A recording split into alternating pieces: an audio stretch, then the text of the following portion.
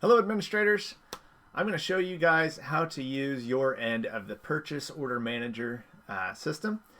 So this is the high school spreadsheet. I'm going to share with each one of you later today your individual spreadsheet, and then I'm going to make you the owner of that spreadsheet, so don't lose it.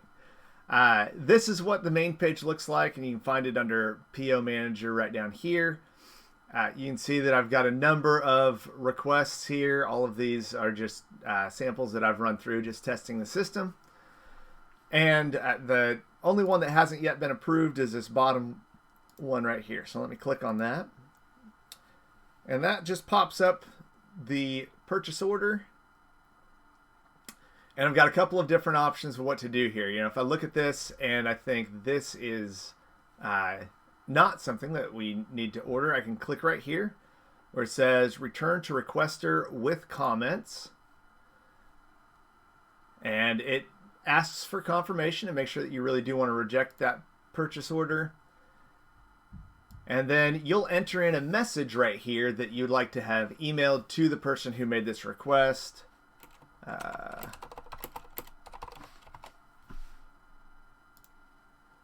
And just click submit. Yep, there it goes. It says that it's been denied, and it says that it has been archived, but you can revisit it. So this is something that is unique to the administrators or the building administrator spreadsheet. Once you've denied it, it does come up here as having been denied. But if you click on the link right here, you still have access to it. You click unhide, still have access to it. It's right here. And you can see that you can still submit this to the board office. So, you know, after maybe the teacher emails you back, lets you know exactly what this is, gives you a better description. Maybe you need to change the description up here so that when you pass it on to the board office, whatever clarification you needed, you've got. Also, right here where it says stock number / link, if it's coming out of a catalog, then they'll just have the stock number from the catalog right there. However, if it's something they're buying online, I've asked teachers to put a link here so you could click that link and it'll take you directly to that product page on the internet. Okay, so let's say instead I want to approve this. I'll click approve and submit, but I forgot to put in my approval date and I forgot to put in initials. So let's say this is 4/6, and Tony is going to approve that for me.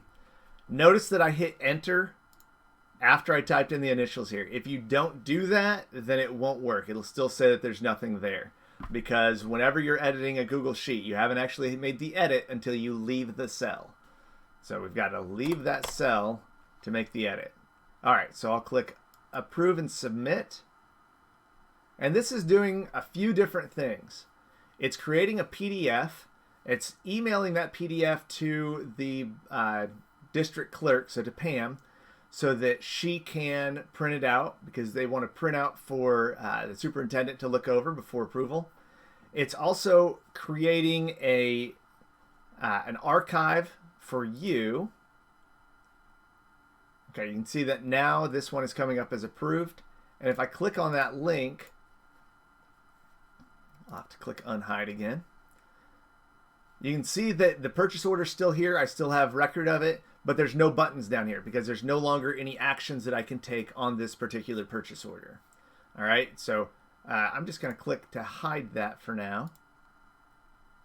So let me show you what it does in your Google Drive. In your Google Drive, you're going to find this new folder that says approved purchase orders.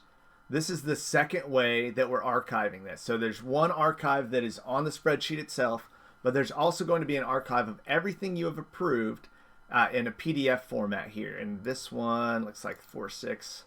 That was this one right here. And if you click on it, it's just going to open it up in your PDF viewer. Mine is by default Cami, so that's what it's coming up in. But that's just a PDF there. And that's also what's being emailed to Pam. Is exactly this file.